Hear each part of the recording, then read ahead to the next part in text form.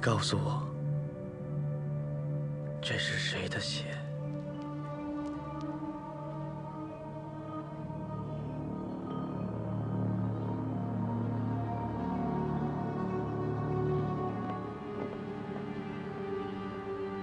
九公子，这是搜出来的东西，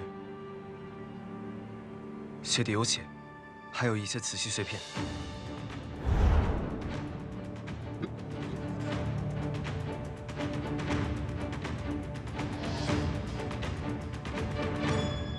上官浅就是无名，他为何要对乌鸡夫人下手？他要下手的目标，不是姨娘，而是我。只是晚上，雨公子刚好溜出了宫门，而乌鸡夫人又恰好来找雨公子，这才连累了乌鸡夫人。姨娘待我如亲，遭此血光之灾，我比任何人都难受。 上官浅是你绝宫女眷，你难辞其咎。我管理疏忽，让恶人趁机行凶，我自要领罚。但你公子羽无视宫门规定，擅自带云为山离开宫门，又该当何罪？我是无心疏忽，你是明知故犯。你明知一旦成为执刃， 就不可以离开宫门，是不可以离开旧城山谷。你不要偷换概念。而且我作为执刃，我想我有权带我的妻子出去。我爹曾经作为执刃，也带我娘出去看过花灯。你爹是执刃，自然有权利带妻子同行出游。但你连3御试炼都没过，竟然敢大言不惭地自称为执刃，而且云微山你也没有正式迎娶。 怎么能算是你的妻子？我成为执刃是早晚的事。够了！你现在坐在执刃的位置上，就应该明白执刃应守的规矩。为请示长老院，就擅自带云龙山出宫门，还诸多狡辩，实在令人失望。坏了规矩，就要领罚，哪怕是执刃。 待会儿就请执刃到长老院禁闭室，面壁思过。现在还不是追究执刃对错的时候。现在最重要的是确定上官浅真是无名，确有嫌疑，还需好好审问才能确定。岳长老遇害，绝宫承诺要找出无名，在此期间。 一直怀疑雨宫内部藏有凶手，可如今这疑犯却出现在绝宫，而且还是宫二先生亲自挑选的未来妻子。宫上爵，你没什么话要说吗？上官浅已经被押入地牢，我自然会好好审问。那你当初怀疑姨娘，现在她命悬一线，你不应该为此道歉吗？现在道歉还为时尚早。 上官浅未必就是无名，人证物证样样确凿，你还想包庇他？上爵，你是不是发现了别的问题？有2点让我疑惑。第一，这次无名在公子羽房间的画屏上留下的血字，显然是匆匆留下的，最后一笔还没有写完就已经离开了。 而从我进雨宫，到走进公子羽的房间，全程没有一个可疑的身影，也没有任何异常的声响。能够在我面前悄无声息、全身而退，有这样轻功的人，放眼天下没几个。上官浅没有这样了得的轻功，所以他不是写下血字之人。 但难道这行凶之人还可以凭空消失不成？留下血字的人，要么有绝顶轻功，要么根本没离开房间。荒唐透顶！是你自己说，我的房间里只有姨娘和你2个人。你难道是在指认你自己才是无名吗？你还在怀疑姨娘，真是荒唐。岳公子，我很想同意你的猜想，但是我查看过乌鸡夫人的伤，这伤在后背，切口极其精准，必然是有人从身后偷袭，一剑刺入，绝非自己可以完成。乌鸡夫人伤口极深，染有细血，可见凶手用的乃是任性使作的宝剑，是吴峰惯常使用的武器。错了，现场只有一把带血的软剑，这把软剑藏在腰带之中，这腰带属于乌鸡夫人。那不就更奇怪了吗？乌鸡夫人用自己的剑刺伤自己吗？岳长老别着急，这第二个疑点更加奇怪。大家应该还记得，在已故的岳长老遇害时，议事厅内整齐干净，绝无凌乱。以岳长老的实力，要对其一剑封喉，可见无名的武功之高。然而武功寻常的乌鸡夫人，在遇刺时，房间却因打斗而变得一片狼藉。如果上官浅对付乌鸡夫人尚且如此吃力，那他又有何能力对岳长老一招毙命？此前我们推测，能够在长老院轻易接近岳长老的人，必然是岳长老熟悉的人。然而上官浅只是一个新进宫门的新娘，她怎么能够自由地进出长老院呢？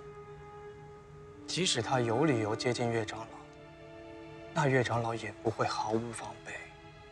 那上官浅为何会穿夜行衣出没？为何要去雨宫？这个暂且未知，但我很快就能知道答案。但愿觉公子不会因为是自己选的新娘就手下留情。我一定给各位长老一个交代。但有一件事情我很好奇，为何花长老会知道这黑衣人是个女子，而且还受了伤，因此要下令搜查各宫？你是谁？洪家没有你这样武功的女人。是我身边的黄衣侍卫遇到了形迹可疑之人，打斗中从对方的声音和身形判断出是个女子。原来如此。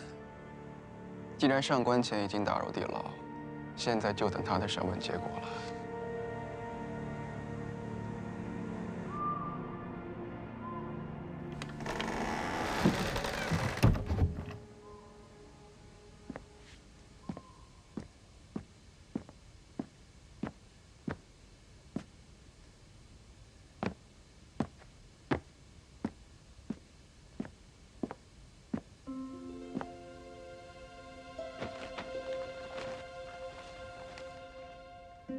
无名再次出现，雾姬夫人遇袭，宫门戒备更重。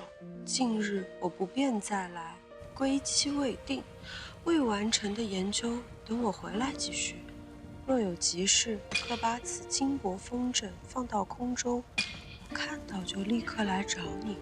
勿念，小黑。谁会念你呀？你又不是金凡。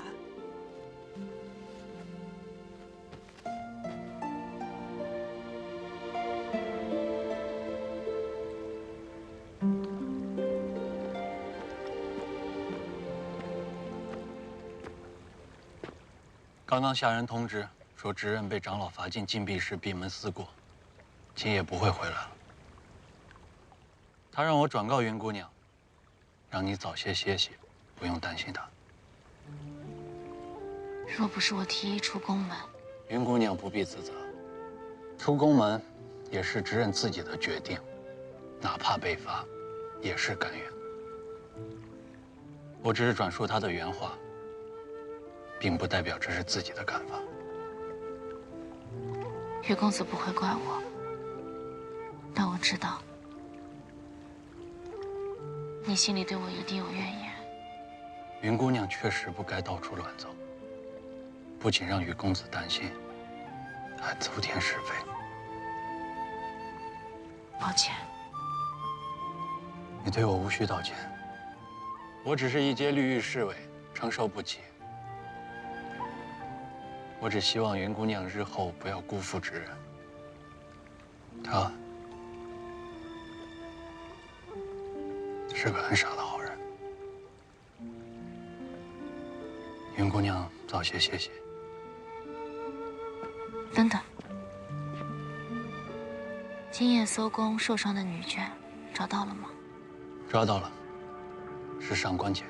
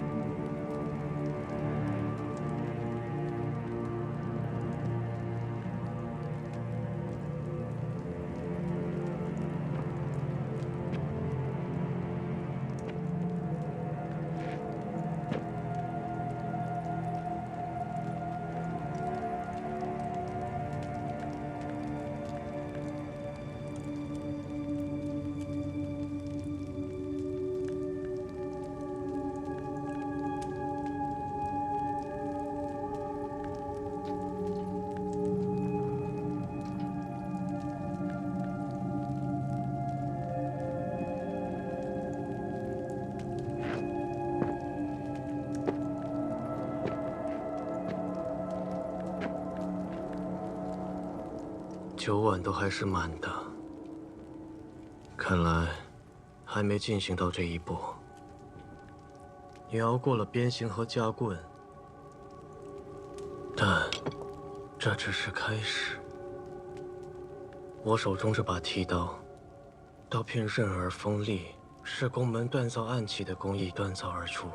此刀名为禅剃，能将每一块肉都剃得薄如蝉翼。光是一条腿，就能剃足1天1夜，令人生不如死。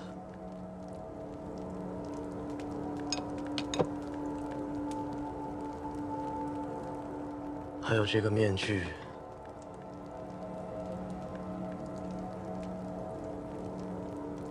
这么漂亮的脸，可惜了。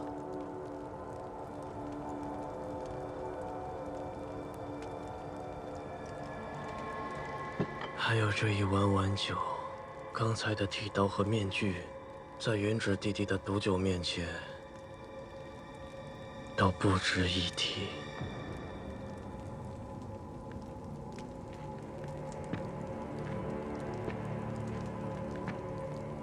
所以，你打算招认吗？相信我，你扛不住的。只要你肯说实话，我保你不受苦。你能不能保我不死？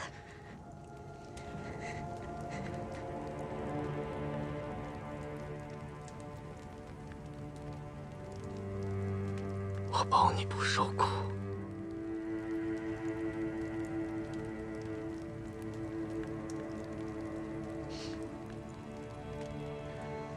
我若说了，公子会信吗？你说你的，我自会判断。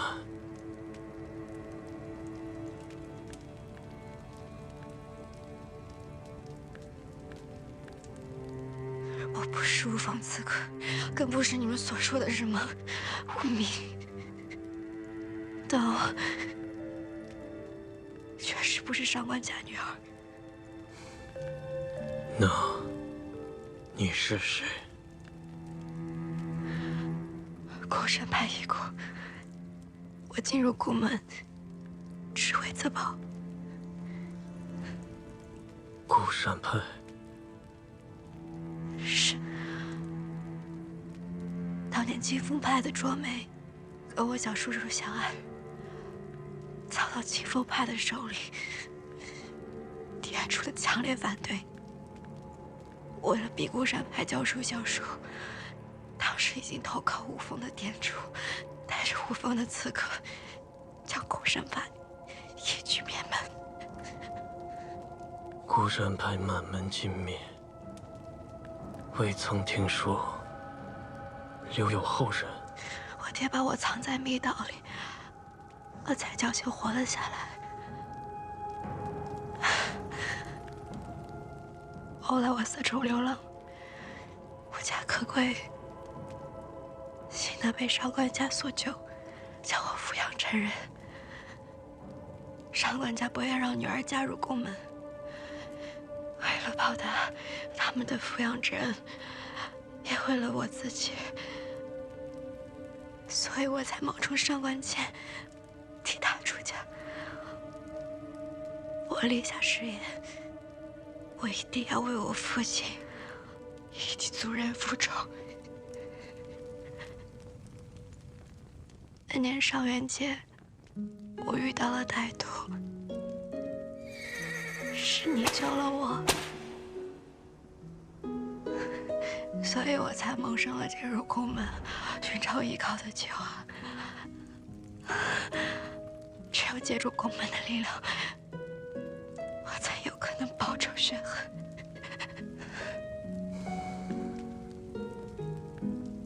那这和你去刺杀公子羽有何关系？公子羽，我的目标是无忌。为何？因为那日听到你说怀疑我既是无名，而每一个无风的人都是我的仇人。我去雨宫，看见无忌在公子羽的房间，我便在窗后偷偷观察，结果却看到无忌手里拿了把软剑，那剑薄而刃，与封官场使用的剑无异，所以我确认无忌就是无名。但我被无忌发现了，他武功在我之上。既然他武功在你之上，那为何他还是被你刺伤？无忌自己撞上来的，他故意让剑脱手，被我抢到，然后朝我剑撞了上来。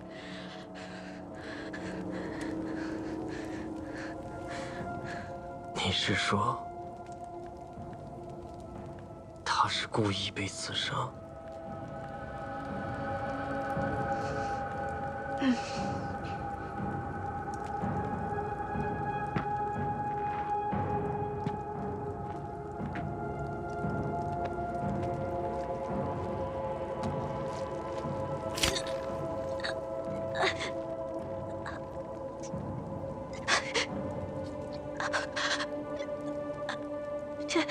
你说的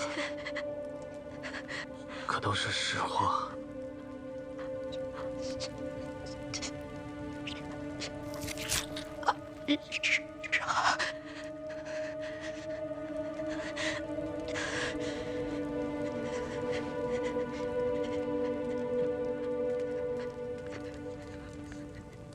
你就这么想？我对你用心了。我说的句句属实，不怕公子用心。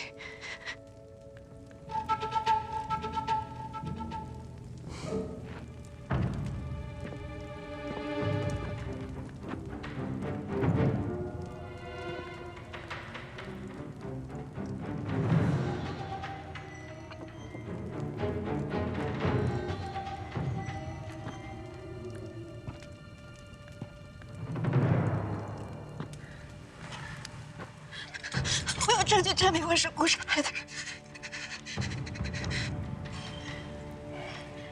给我解开，我生命给你看。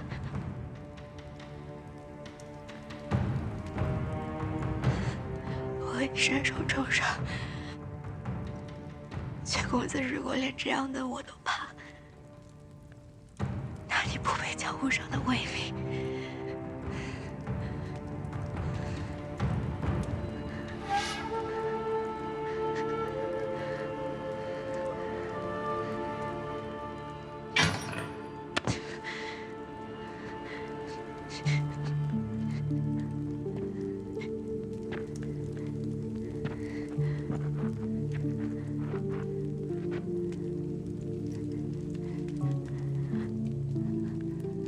证明。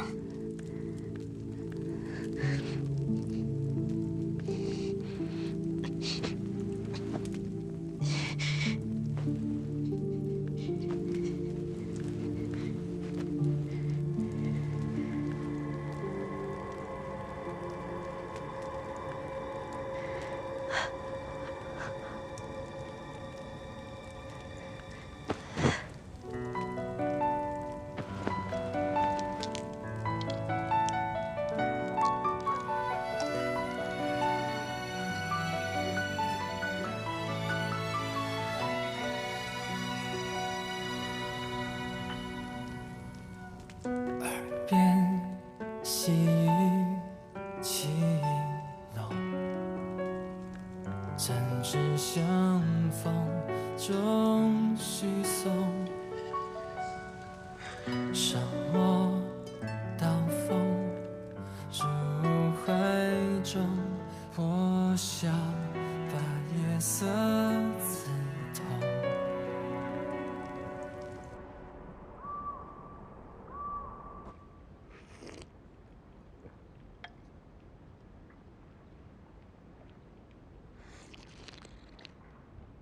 好点了吗？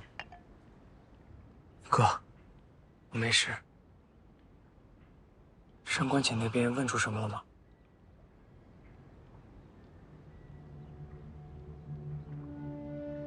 哥，你快告诉我，上官浅招了没？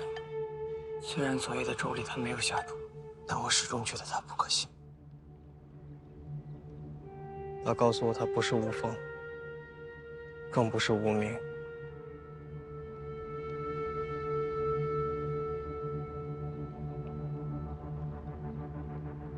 哥，你就这么相信他？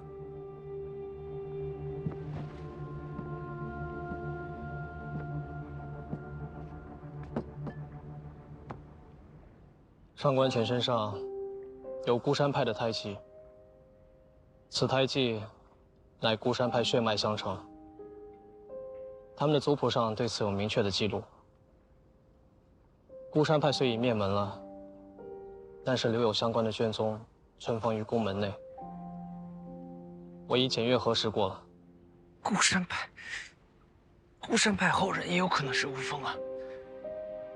这么些年，部落加入吴风的武林正派还少吗？确实。所以我要等吴忌起来之后，听听他的说辞。毕竟有这么多疑点，依旧没有解释。我不信任上官浅，更不信任武忌。他说的话，哥哥你也别信。十公子，公子，武姬夫人醒了。哥，我跟你去。不用，你先养好身子再说。无论是上官浅还是武忌，我都自有安排。进府带路。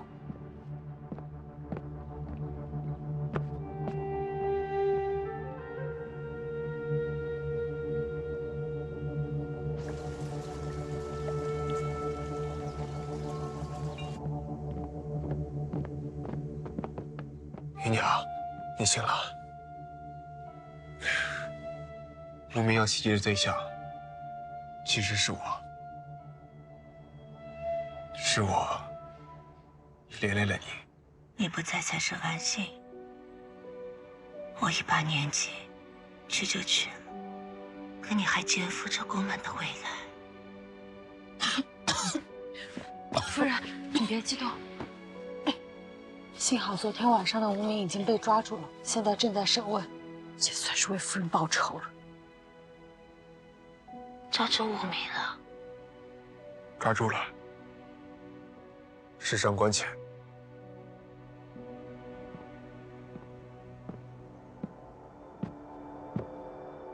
听闻夫人醒来，特前来看望。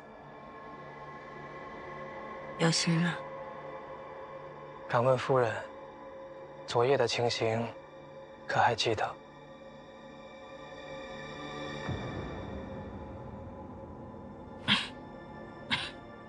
夫人刚醒，还没清醒。清醒不清醒，待夫说了算。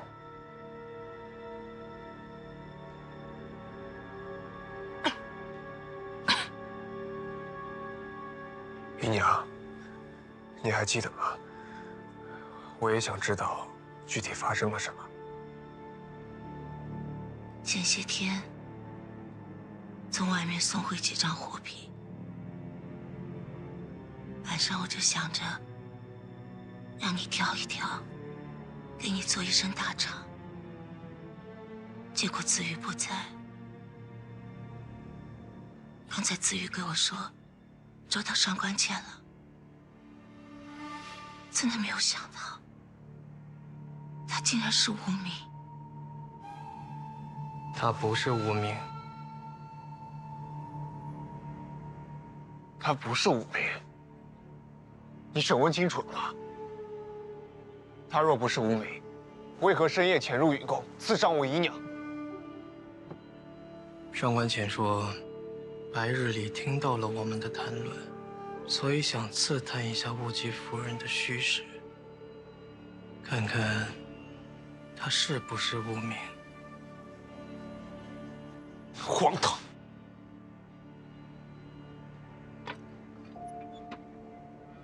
这把可是雾姬夫人藏在腰带里的软剑。是。夫人可是被这把软剑所伤？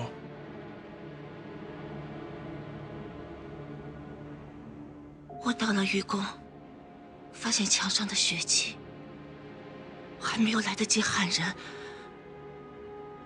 上官浅就到了。他不由分说就向我动手，我只能抽出软剑迎敌，我打不过他，他夺走软剑，刺伤了我的后背。但上官浅说，他不敌夫人，是夫人自己故意撞到了这把软剑之上。够了！上官浅人赃并获，你不怀疑就算了，还轻信一个在狱中垂死挣扎、胡言乱语之人，这可不是你宫尚爵该有的脑子。我爹爱说一句话：非蠢即坏。我不觉得你是蠢。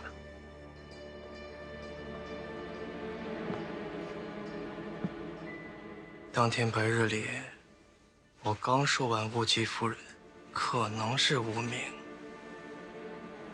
雾姬夫人当晚就被无名刺杀了。这一切会不会太过巧合了？其实这把软剑，反倒可以说明雾姬夫人不是无名。什么意思？岳长老的伤口又薄又窄，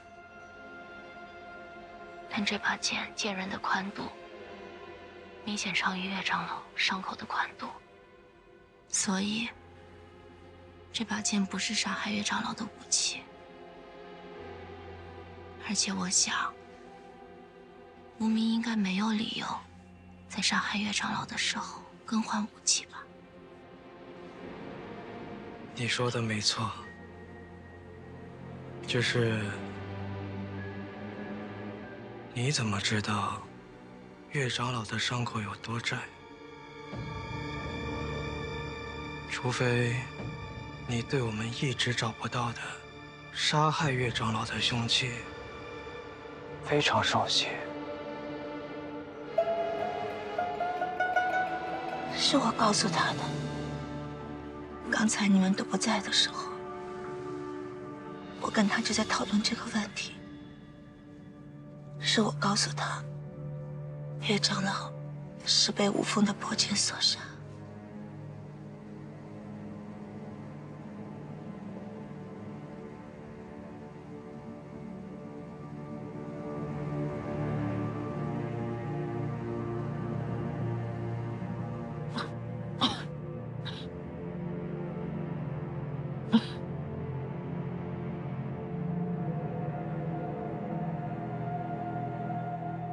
上官浅的确是孤山派的遗孤，血脉的胎记无法作假，加上之前的推论，足以说明上官浅不是无名。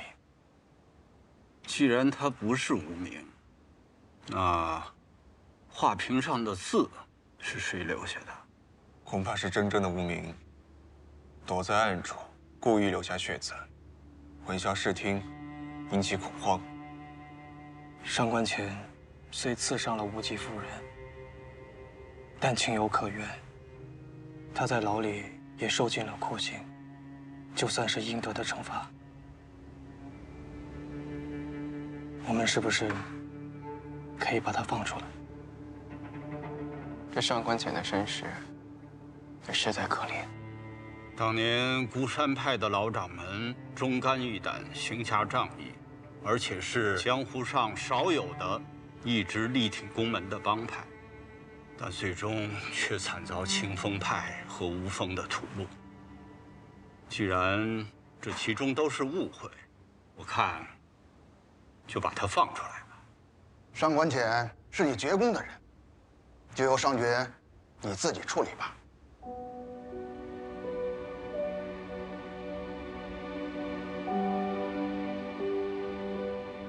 是。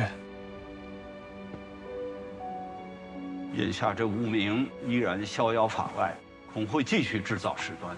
我们是不是可以考虑启动无量流火，威慑吴峰，以保宫门上下平安？不可！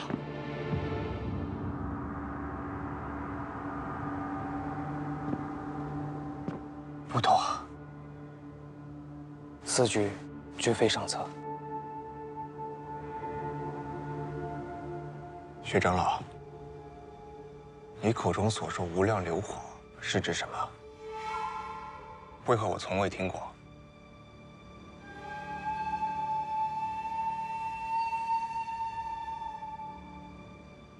等你闯完3域试炼，自会知晓。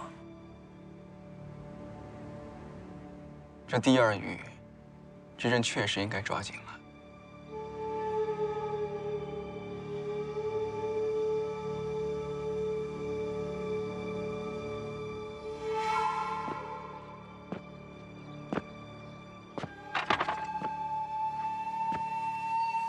我来看望上官浅姑娘。回绝公子，上官姑娘伤势颇重，但所幸都是外伤，开了些外敷内服的药，休养8个月也就好了。退下吧。是。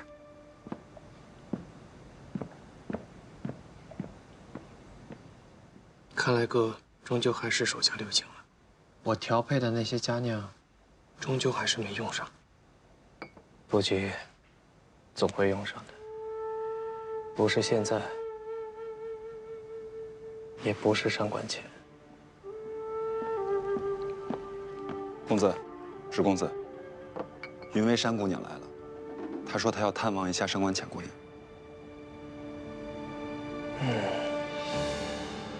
让她去。是。等等，云为山可有带来什么东西？有，带了一个锦盒。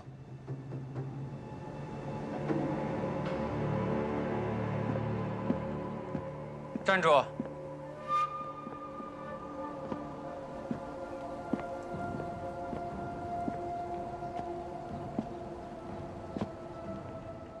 近日宫门内血光频发，绝宫戒严。哥哥有令，任何出入绝宫之物都需要查验。云姑娘，请把锦盒打开。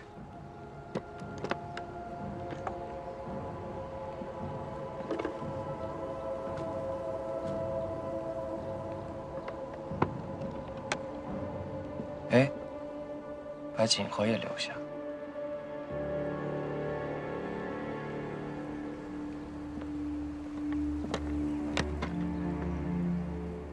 只是个空盒子而已。留下。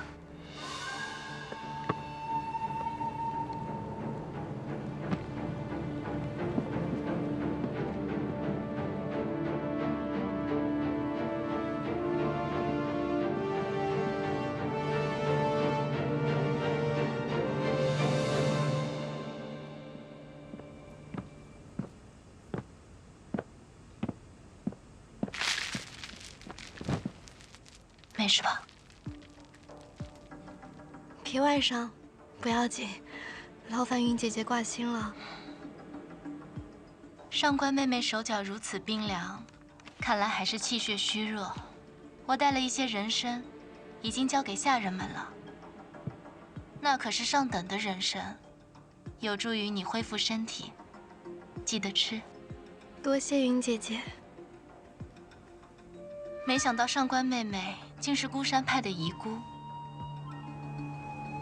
无忌夫人真的是无名。是啊，和云姐姐还真是颇有渊源呢。听说云姐姐的师傅正是卓梅。你在雨宫和无忌相处时间最久，我不相信你没有怀疑过他。的确有缘。现在又一同出现在宫门，真是巧合。希望日后还能与姐姐多多来往。我家族被灭，一个人孤苦，这些年来连一个能知心说话的人都没有。不管你是真不知道还是装傻，反正无风的细作，我不干涉。妹妹要是不嫌弃，以后可以常来找我说。那你先好好休息，我就不打扰了，以后再来看你。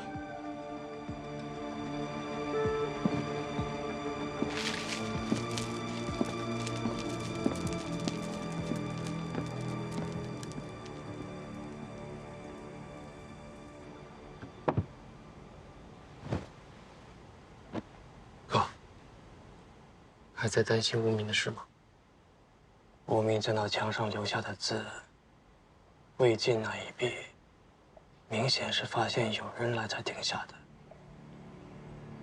若他真能在我面前来无影去无踪，恐怕实力之高，整个宫门都难敌。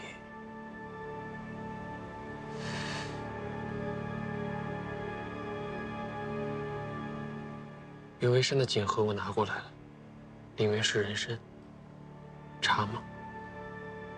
茶，人参和锦盒都茶，不愧是我哥。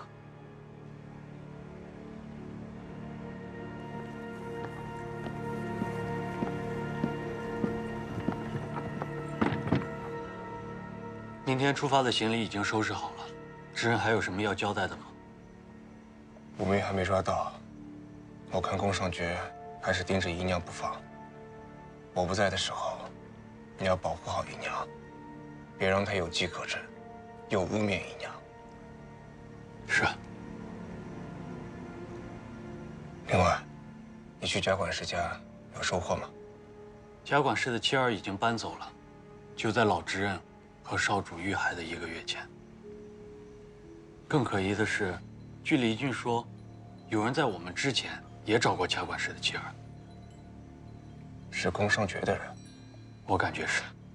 来的那2个人也是问贾老头怎么人走楼空的事儿。他们一家呀，腊八节之前就搬走了。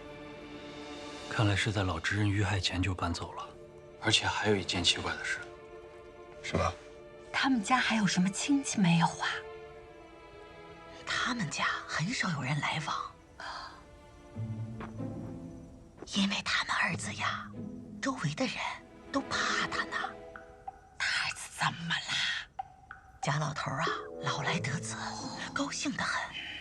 但2年前啊，儿子突然得了重病，找谁都治不好，差一点就准备给娃准备棺材了。宫门的大夫给治好了，起死回生呢。儋州啊，活是活了，却从那以后啊，变得有点古怪。怎么古怪？那个娃突然之间就一身蛮力，就一群小孩子玩闹吧，他一推呀，就把一个小女娃娃推出1丈远。哎呀，这脑门子都磕出了血，吓不吓人了？太吓人了啊！贾管事的儿子曾经得过重病，最后说是被宫门的大夫给治好了，但痊愈之后，却变得力大无穷。继续查。明白。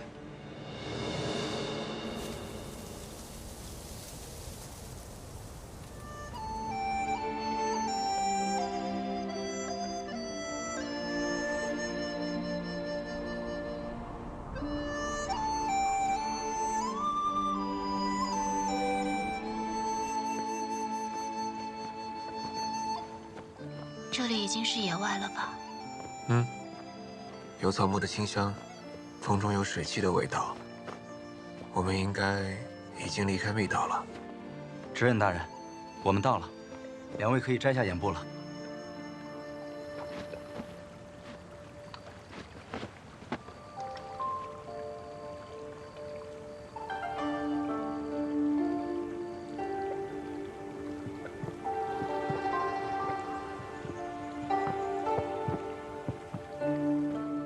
岳长老，这里不是前山，所以叫我岳公子就好。玉公子，请随我来。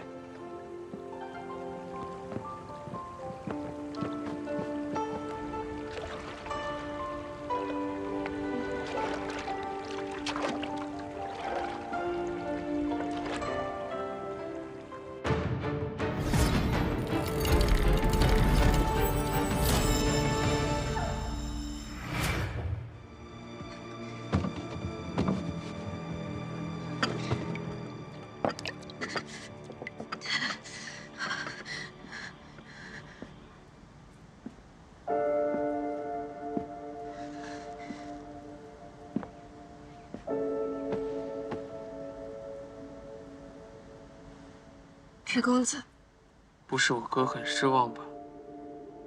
你不必在这里装可怜，我哥又看不到。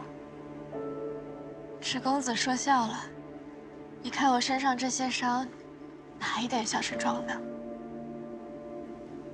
你是不是想，若是被我哥看到你这副惨兮兮的样子，他就会怜香惜玉？我有自知之明，我伤了这么久。薛公子都没来看过我，哪像池公子受伤的时候，薛公子可是寸步不离呢。我是他弟弟，我们从小到大的情分，你羡慕不来的。若是有一天，薛公子待我，有待池公子的千分之一，我也就满足。我看你并不像是这么容易满足的人。你眉间、眼角都写了2个字：贪婪。也行。属凤。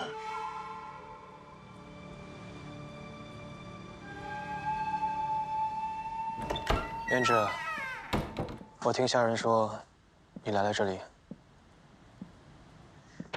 薛公子不用担心，池公子并没有打扰我休养，他只是过来关心一下我的伤势。我没有说他打扰你啊。我也没说是来关心你啊。怎么不喝药？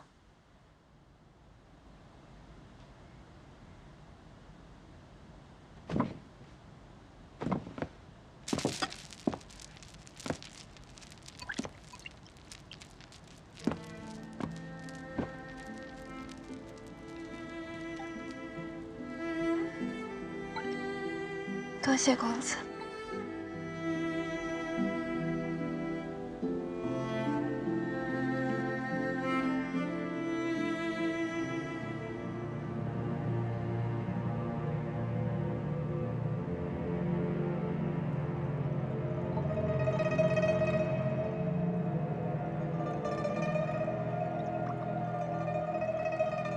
元志，元志，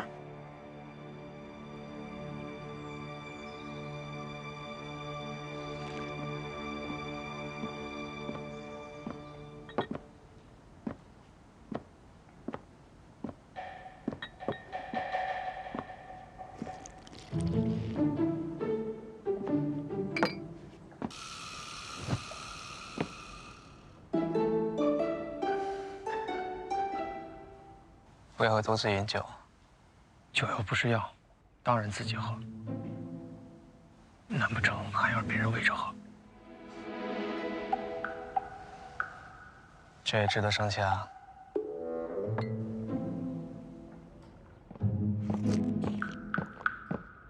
公子，智公子，谷中据点送来消息，关于上元节当晚的那个窃贼。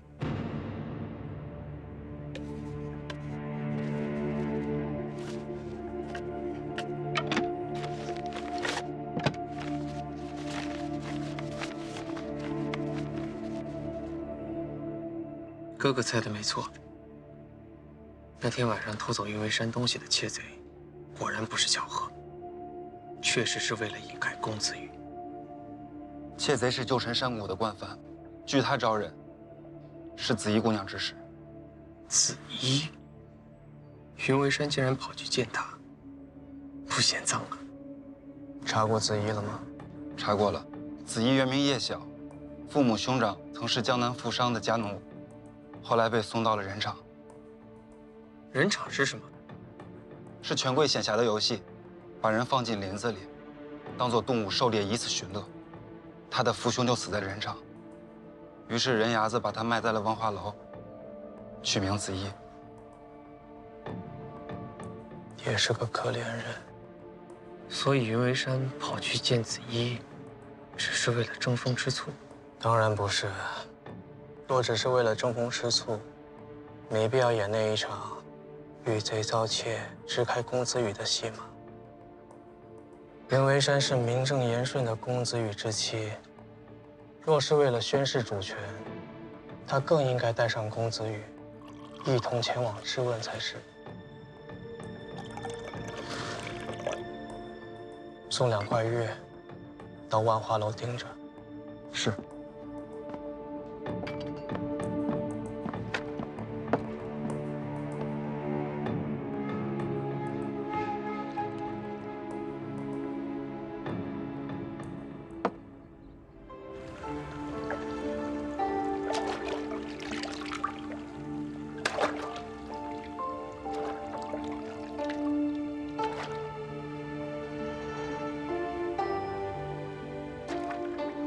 岳长老，这第2狱试炼的内容是什么？不急，眼下我有几个问题，想要先问一下云姑娘。问她？不应该考的是我吗？岳长老，你有什么问题，就请说吧。传扣案了，我们上岸再说吧。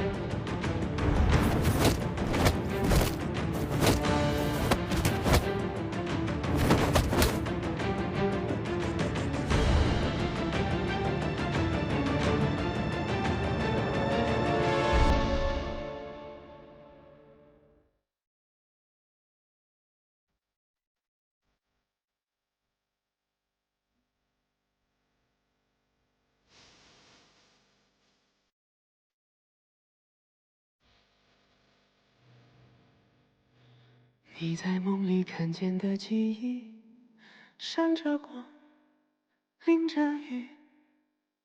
我把岁月布置成棋局，等着你。每次相逢都是运气，每次离别都是叹息。缘分在等刀锋落笔。你在梦里留下的痕迹，像谜语，没谜底。